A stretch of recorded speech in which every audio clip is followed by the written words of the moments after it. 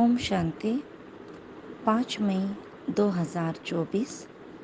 आज सुनते हैं परमात्मा पिता के अनमोल मधुर महावाक्य, जो अव्यक्त बाप दादा के रिवाइज महावाक्य हैं। 15 नवंबर 1999 के। बाप समान बनने का सहज पुरुषार्थ। बाबा इस मुरली में हम सभी से साझा कर रहे हैं। बाप समान बनने का सहज पुरुषार्थ। आज्ञाकारी बनो। केवल परमात्मा की आज्ञा को यथार्थ धारण करें। यही बाप समान बनने का सहज पुरुषार्थ बाबा ने बताया। कल बाबा ने बताया सुदर्शन चक्र घुमाना, ये सबसे इजी सॉल्यूशन है। आज केवल परमात्मा की आज्ञाओं को हाजी का पाठ पक्का करना, ये बाप समान बनने का सहज पुरुषार्थ। सुनते हैं बाबा की अव्यक्त मुरली। आज बाप दादा अपने होली हंस मंडली को देख रहे हैं। हर एक बच्चा होली हंस है। सदा मन में ज्ञान रत्नों का मनन करते रहते हैं। होली हंस का काम ही है व्यर्थ के कंकड़ छोड़ना, ज्ञान रत्नों का मनन करना। एक एक रत्न कितना अमूल्य है। हर एक बच्चा ज्ञान रत्नों की खान बन गए हैं। ज्ञान रत्नों के खजानों से सदा भरपूर रहते हैं। कितनी सुंदर महिमा हम आत्माओं की बाबा ने की है। हमको देखकर भगवान के क्या थॉट चलते हैं। वो हमें साधारण रूप में नहीं देखते, होली हंस मंडली के रूप में देखते हैं। और बाबा कंसिडर ये कर रहे हैं कि हम ज्ञान रत्नों का हमेशा मनन करते होंगे, व्यर्थ से खुद को मुक्त रखते होंगे। व्यर्थ को बाबा ने कंकड़ छोड़ने जैसा हंस का एक काम बताया। ज्ञान रत्नों के मनन में खुद को बिजी रखना, ये अनमोल कर्तव्य हम करते होंगे। ये बाबा सोच रहे हैं हमारे लिए। हमें भी देखना है कि क्या बाबा की सोच हमारे प्रैक्टिकल व्यवहार से मैच होती है। बाबा कहते हर एक बच्चा बाबा का ज्ञान रत्नों की खान बन गए हैं। ज्ञान रत्नों के खजानों से सदा भरपूर रहते हैं। आज बाबा बच्चों में एक विशेष बात चेक कर रहे थे, और वह थी ज्ञान उद्योग की सहज धारणा का सहज साधन। बाबा और दादा, ब्रह्मा बाबा और शिव बाबा दोनों का आज्ञाकारी बन चलना। बाप के रूप में आज्ञाकारी, शिक्षक समझे बाबा को तो भी, और सद्गुरु के रूप में भी आज्ञाकारी। तीनों ही रूप में आज्ञाकारी बनना। पिता की भी पूरी आज्ञा मानना, गुरु की भी और सद्गुरु की भी और शिक्षक की भी। तो बाबा कहते हैं सहज पुरुषार्थी बनना, यही उसकी व्याख्या है। क्योंकि तीनों ही रूपों से हमको बाबा की कुछ न कुछ आज्ञा मिली है। क्या मिली है, सोचेंगे इस पर। बाप के रूप में हमको क्या ऑर्डर है। शिक्षक है अगर परमात्मा, तो हमको क्या ऑर्डर है। और अगर वो सद्गुरु है तो क्या ऑर्डर है। इस पर थोड़ा सोचेंगे, पॉज लेके पॉइंट्स लिखेंगे और फिर टैली करेंगे मुरली के साथ। बाबा कहते हैं अमृत वेले से लेकर रात तक हर समय हर कर्तव्य की आज्ञा मिली हुई है। आज्ञा के प्रमाण चलते रहे तो किसी भी प्रकार की मेहनत व मुश्किल अनुभवी नहीं होंगी हमें। हर समय के मनसा संकल्प, वाणी, कर्म, तीनों ही प्रकार की आज्ञा स्पष्ट मिली हुई है। हर समय के मनसा संकल्प, वाणी, कर्म, तीनों ही प्रकार की आज्ञा स्पष्ट मिली हुई है। सोचने की भी आवश्यकता नहीं कि यह करे या न करे, यह राइट है या रॉन्ग है। सोचने की भी मेहनत नहीं है। परमात्मा आज्ञा है ही सदा श्रेष्ठ। तो सभी कुमार जो भी आए हो, बहुत अच्छा संगठन है। तो हर एक ने बाप का बनते ही बाप से वायदे किए हैं। कुमार आए होंगे बाबा के सामने, तो क्या बाबा से वायदे तो बहुत करते हैं हम। बाबा कहते जब बाप के बने तो पहला कौन सा वादा है कि तन मन धन जो भी है सब। बाबा कहते कुमारों के पास तो जो धन ज़्यादा नहीं होता, फिर भी जो है सब आपका है। ये वायदा किया है, तन भी, मन भी, धन भी, संबंध भी, सब आपसे। यह भी वायदा पक्का किया, तन मन धन जन। बाबा कहते हैं सब तन मन धन संबंध मेरा क्या रहा, फिर कुछ मेरापन है? अगर सब कुछ बाबा को स्वाहा कर दिया तो मेरा कुछ नहीं बचा। बाबा कहते है ही क्या, होता ही क्या है? सब बाप के हवाले अगर कर दिया। प्रवृत्ति वालों ने क्या किया है? बाबा ने पूछा कि क्या प्रवृत्ति वालों ने किया है? वरना ऐसा नहीं कि कुमारों से बात की तो हम छूट गए। मधुबल वालों ने किया है, उनको भी नहीं छोड़ा। पक्का है ना? देखो बाप आता है कैसे सबको पक्का कराता है। जब मन भी बाप का हुआ, मेरा मन तो नहीं है ना, या मन मेरा है, मेरा समझ कर यूज़ करना है। जब मन बाप को दे दिया तो यह भी आपके पास अमानत है। फिर युद्ध किस में करते हो? मेरा मन परेशान है, मेरे मन में व्यर्थ संकल्प आते हैं, मेरा मन विचलित होता है।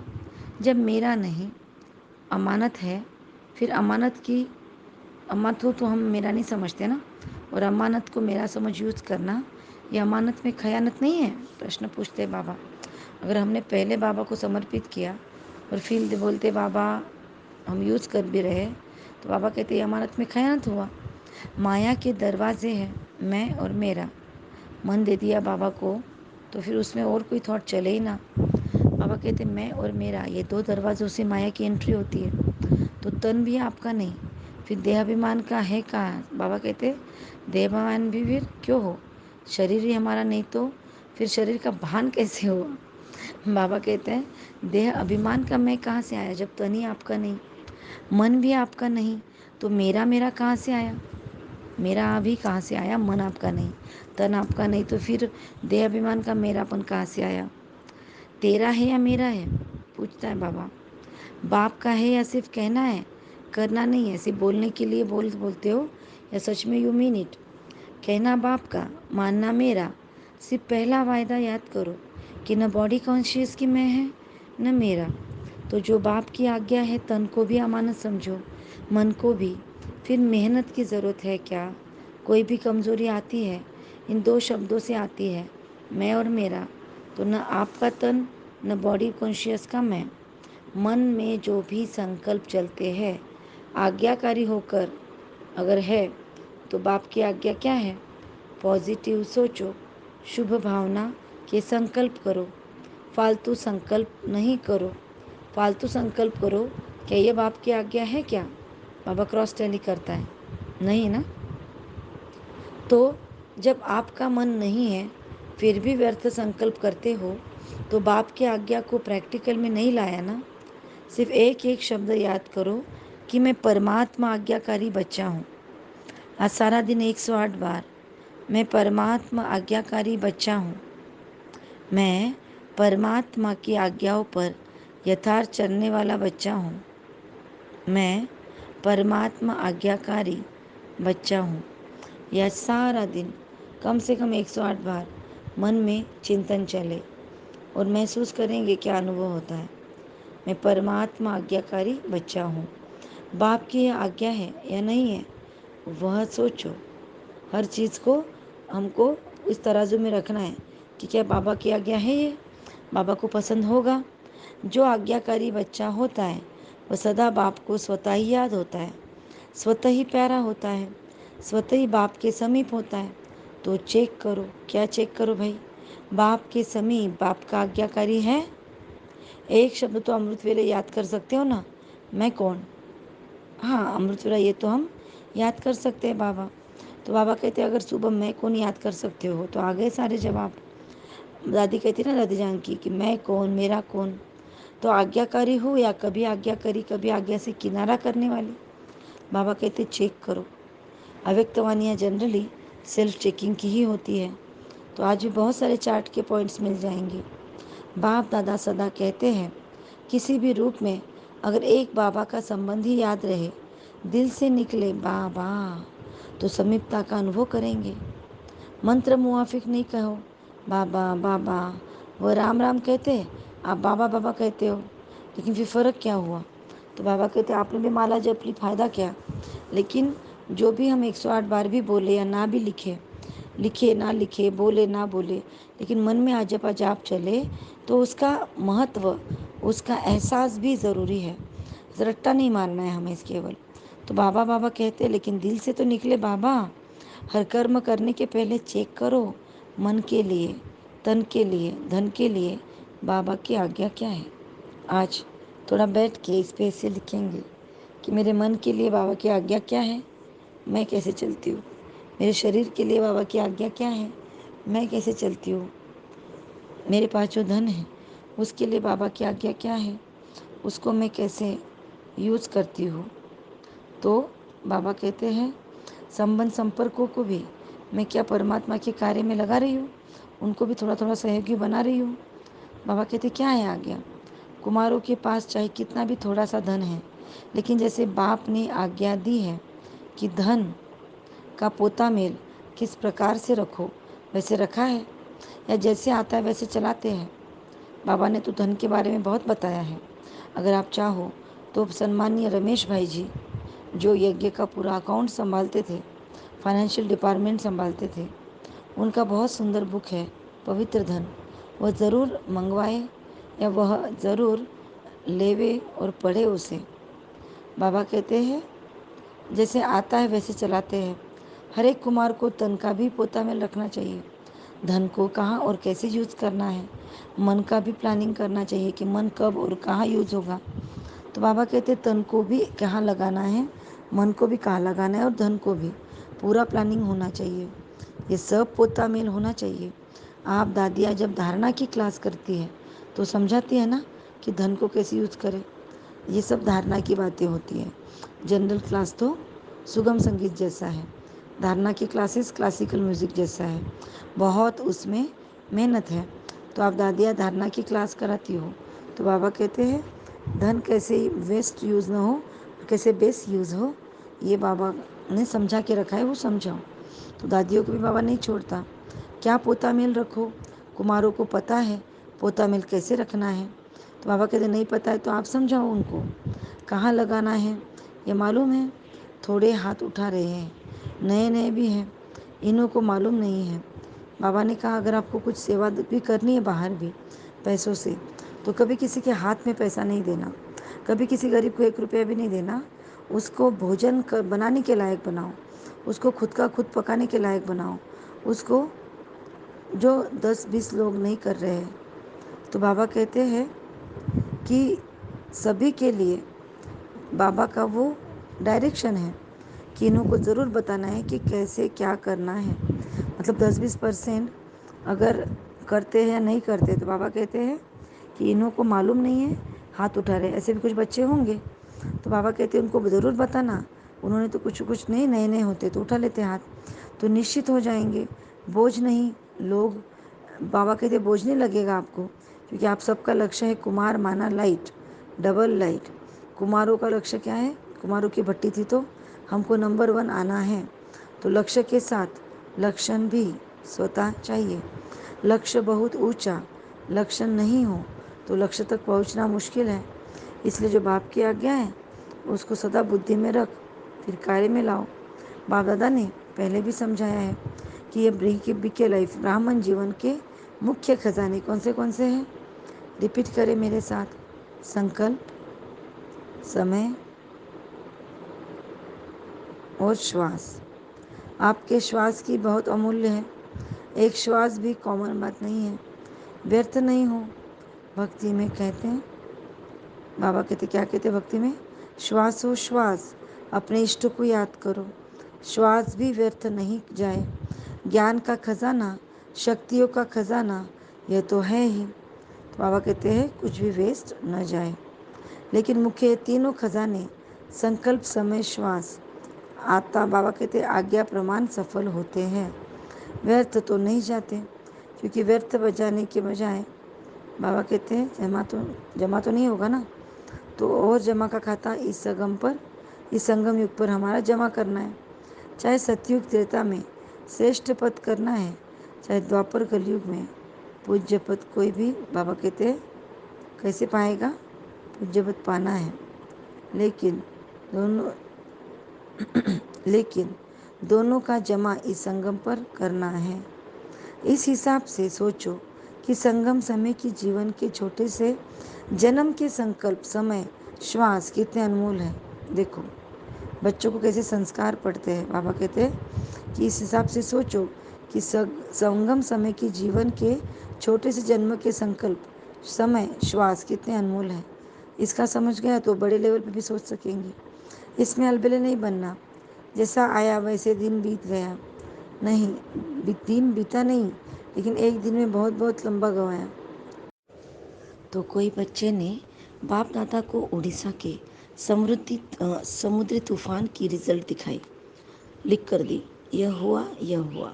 तो यह प्रकृति का खेल तो देख लिया, लेकिन बाप दादा पूछते हैं कि आप लोगों ने सिर्फ प्रकृति का खेल देखा या अपने उड़ती कला के खेल में बिजी रहे, या सिर्फ समाचार सुनते रहे। समाचार तो सब सुनना भी पड़ता है। जितना समाचार सुनते हैं और वो सुनने में इंटरेस्ट जितना रहता है, तो उतना अपनी अपनी उड़ती कला की बाजी में रहने का इंटरेस्ट रहा। जितना समाचार सुनते हैं, न्यूज़ सुनने का इंटरेस्ट होता है ना, क्या हुआ कहाँ हुआ, वो क्यूरियसिटी क्या अपनी उड़ती कला बढ़ाने में होती है। हमारी उड़ती कला की बाजी में रहने का इंटरेस्ट रहा। कई बच्चे गुप्त योगी भी है। ऐसे गुप्त योगी बच्चों को बाप दादा की मदद भी बहुत मिली है, और ऐसे बच्चे स्वयं भी अचल साक्षी रहे और वायुमंडल में भी समय पर सहयोग दिया। साक्षी बच्चे रहे, बाबा ने वो भी रिजल्ट सुनाई। तो बाबा कहते हैं जैसे स्थूल सहयोग देने वाले गवर्नमेंट, आसपास के लोग सहयोग देने के लिए तैयार हो जाते हैं, ऐसे ब्राह्मण आत्माओं ने भी अपना सहयोग, शक्ति, शांति देने का, सुख देने का जो ईश्वरीय श्रेष्ठ कार्य किया। बाबा पूछते हैं जो है तुम्हारा कार्य ऐसे आपदाओं के वक्त, जब नेचुरल कैलामिटीज आती है, तो हमारा क्या ये है कर्तव्य उस टाइम पे, शक्ति, शांति, सुख देने का ईश्वरीय श्रेष्ठ कार्य, ये हम ब्राह्मणों की जिम्मेदारी है। बाकी दुनिया वाले तो बहुत कुछ देते हैं, कपड़े भेजते हैं, एशलम देते हैं, उन्हें ट्रांसफ़र करने की जिम्मेदारी निभाते हैं, मिलिट्री के कमांडोज भी आते हैं, तो सब लोग अपने अपने तरीके से हेल्प करते हैं।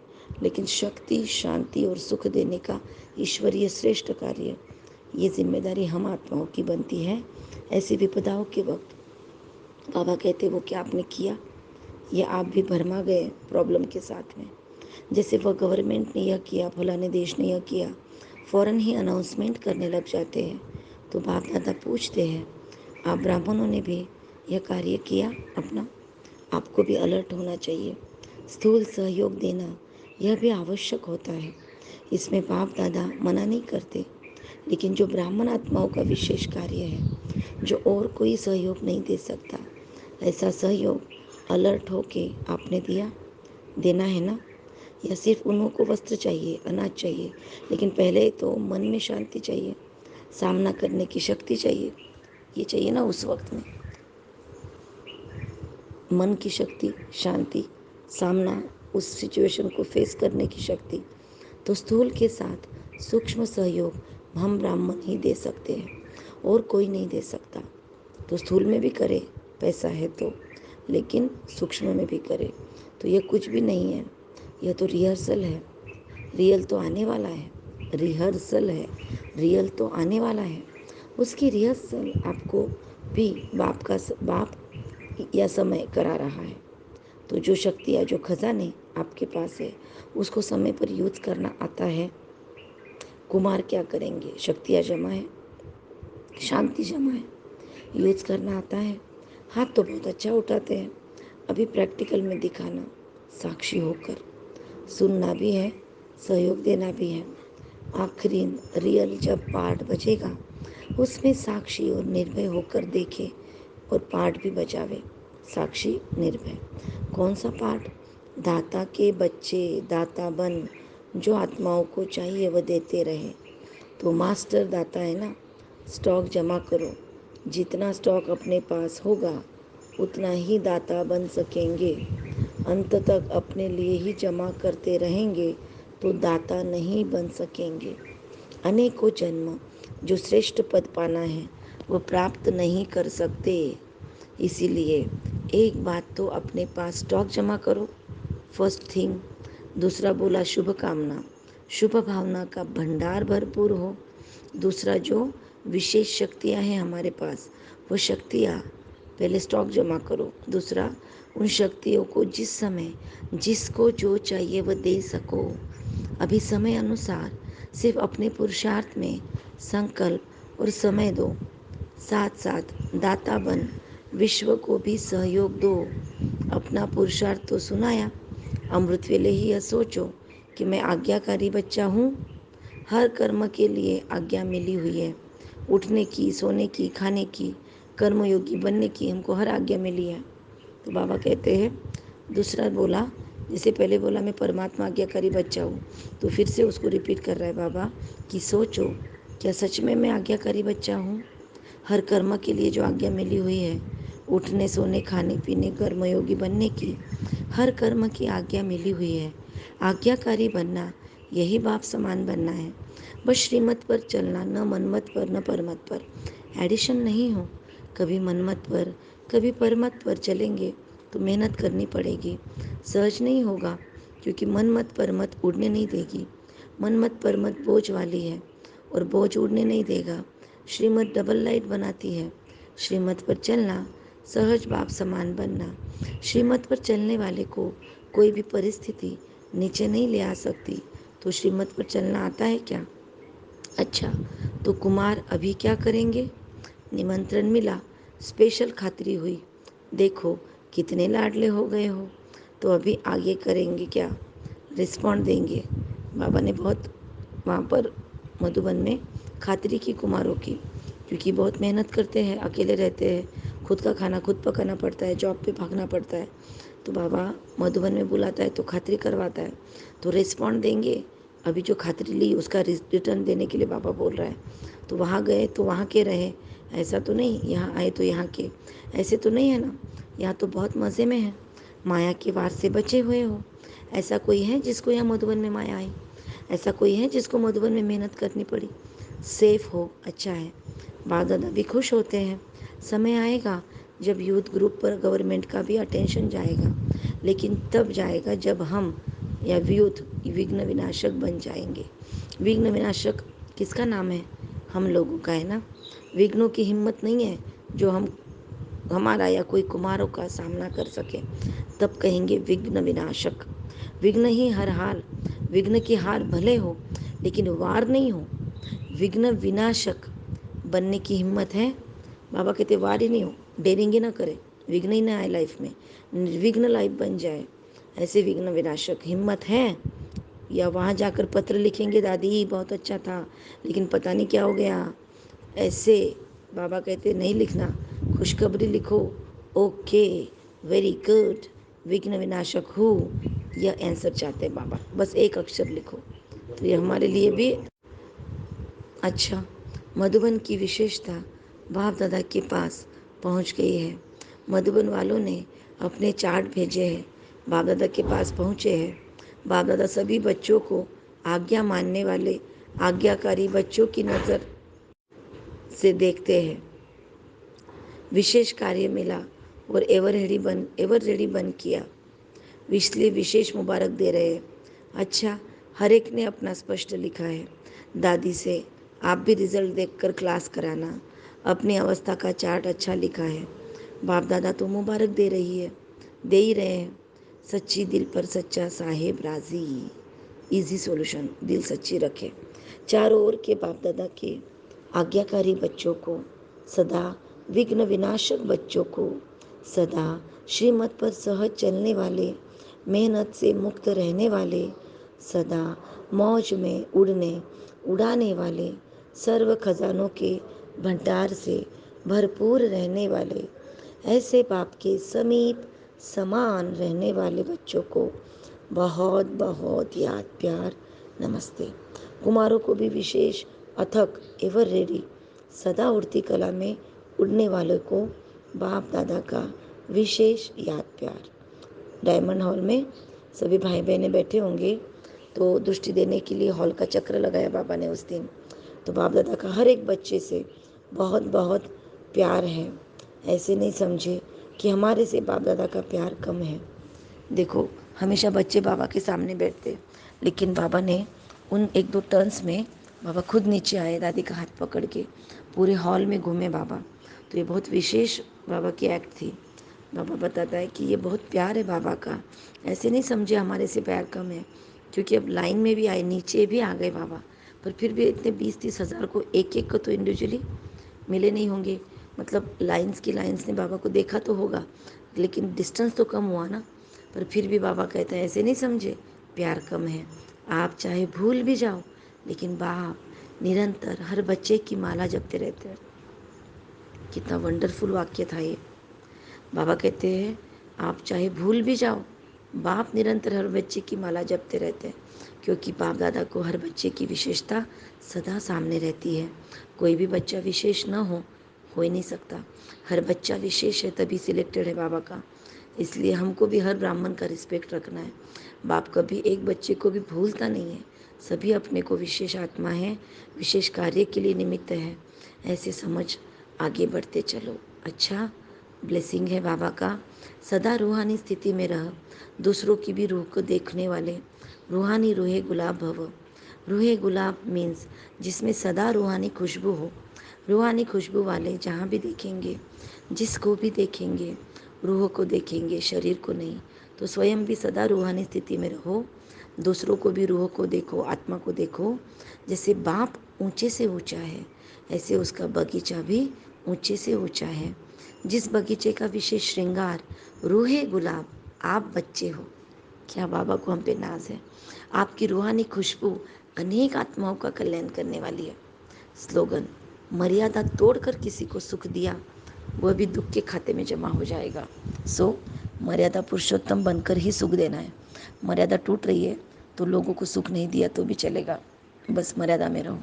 अच्छा, कम बोलेंगे, धीरे, मीठा, सत्य, सोच समझ कर बोलेंगे। निमित्त भाव, निर्माण भाव, निर्मल वाणी रखेंगे। आवाज़ या गले का बाजा थोड़ा ख़राब है, इसलिए आपको इनकन्वीनियंस हुआ, इसके लिए क्षमा चाहते हैं। ओम शांति।